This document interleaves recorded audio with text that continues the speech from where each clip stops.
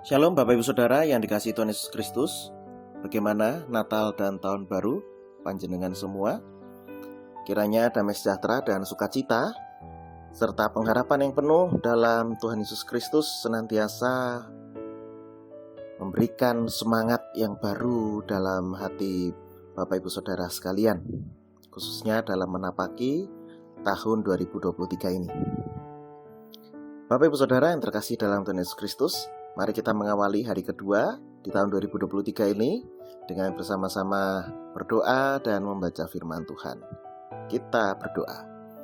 Ya Tuhan, kami bersyukur 365 hari boleh kami lewati tahun 2022 yang penuh makna, penuh pergumulan, dan juga ada hal-hal, peristiwa-peristiwa yang membuat kami bersuka cita. Dan kami telah menginjak hari kedua di tahun 2023 ini. Mari Tuhan, Engkau menolong kami untuk kami terus melangkah dengan iman, pengharapan, damai sejahtera yang asalnya dari Tuhan. Dan langkah kami senantiasa dimantapkan oleh karena Tuhan sendiri. Pada saat ini kami akan membaca firman-Mu. Kami percaya ya Tuhan, firman-Mu menjadi penolong kami untuk kami meneguhkan langkah kami memasuki tahun 2023 yang penuh misteri ini. Oleh karena itu Roh Kudus-Mu mari tuntun kami dan mampukan kami untuk dapat mengerti firman-Mu. Di dalam nama Yesus Kristus kami berdoa. Amin. Bapak Ibu Saudara yang terkasih dalam Tuhan Yesus Kristus, saya akan membacakan firman Tuhan dari 1 Raja-Raja, pasalnya yang ketiga, ayatnya yang ke-9. Maka berikanlah kepada hamba-Mu ini hati yang faham, menimbang perkara untuk menghakimi umat-Mu dengan dapat membedakan antara yang baik dan yang jahat. Sebab siapakah yang sanggup menghakimi umat-Mu yang sangat besar ini? Demikianlah firman Tuhan. Judul perenungan kita adalah Hikmat Mengawali Segala Sesuatu. Ibu bapak, saudari-saudara yang terkasih dalam Tuhan, ayat ini sengaja memang saya ambil, barangkali ini adalah ayat yang sudah sering kita dengarkan. Tetapi ada kesamaan antara momen tahun baru ini dengan momen ketika Salomo meminta hikmat kepada Tuhan. Momen apakah itu? Ya, betul. Kalau Salomo adalah momen di mana Salomo mengawali menjadi raja atas Israel. Dan kita pada saat ini mengawali tahun yang baru 2023 ini. Tentu panjenengan sudah pernah membaca, mendengar barangkali diskusi dengan tetangga, sahabat, teman tentang tahun 2023 ini. Katanya resesi lah, katanya macem-macem lah. Ada banyak persoalan, pergumulan. Ada juga banyak kabar-kabar yang baik, kabar-kabar yang menyenangkan, tapi juga tidak sedikit kabar-kabar yang membuat hati kita gelisah dan resah. Nah, bagaimana kita menghadapi tahun yang baru ini?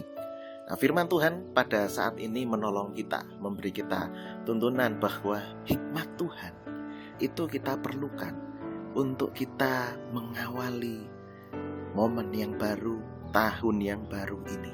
Tahun yang lama sudah berlalu, segala sesuatunya itu kita ambil, kita pelajari, dan kita memulai lembaran yang baru di tahun 2023 ini berbekal pengalaman hidup yang sudah kita jalani di tahun 2022 dan tahun-tahun sebelumnya.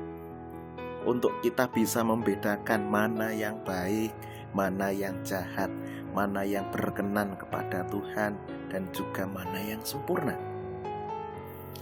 Dengan menggunakan hikmat Tuhan ini, kita akan dituntun menjalani kehidupan di tahun 2023 ini yang katanya banyak pergumulan. Mungkin pergumulannya sama, mungkin pergumulannya beda, atau barangkali juga ada dari antara Bapak Ibu Saudara sekalian yang baru masuk tahun 2023, ternyata dapat masalah yang baru pula.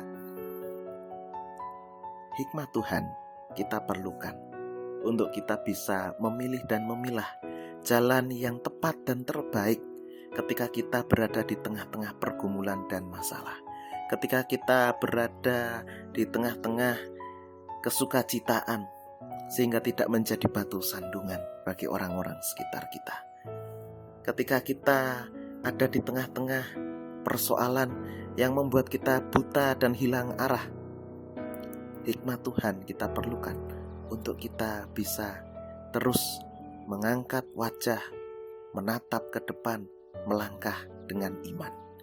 Bapak Ibu Saudara yang terkasih dalam Tuhan Yesus Kristus, Salomo pada saat itu menyadari kelemahan dirinya sebagai seorang yang masih muda menjadi raja atas bangsa Israel yang besar, yang punya pemikiran macam-macam, dan juga yang terkenal karena tegar tengkuknya.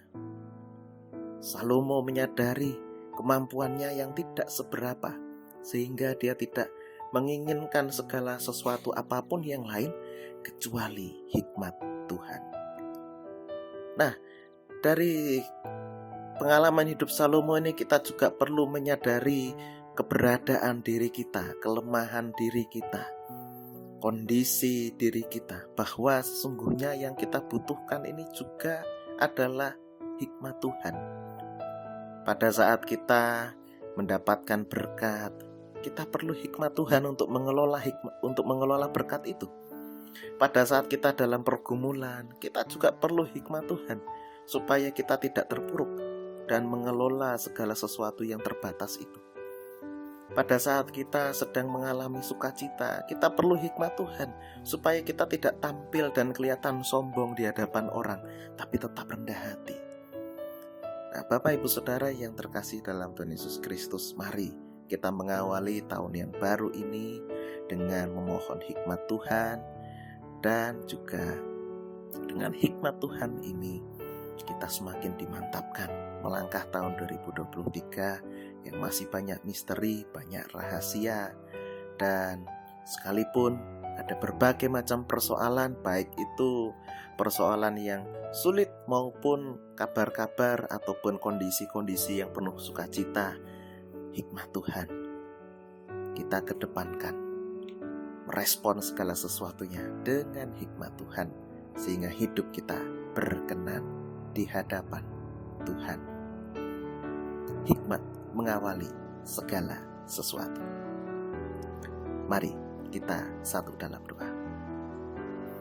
Ya Tuhan, pada saat ini kami belajar dari Raja Salomo yang mengawali masa pemerintahannya dengan meminta hikmat Tuhan.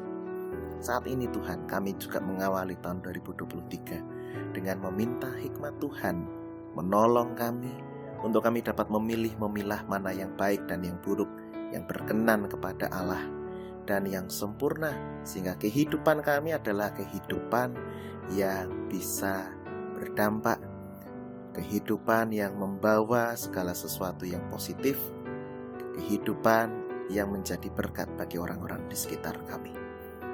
Mampukan kami ya Tuhan, dan kami percaya Roh Kudus-Mu menolong kami.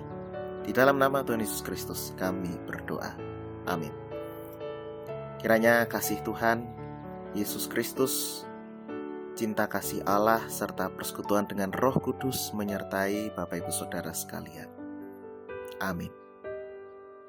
Selamat tahun baru, Tuhan menyertai senantiasa. Amin.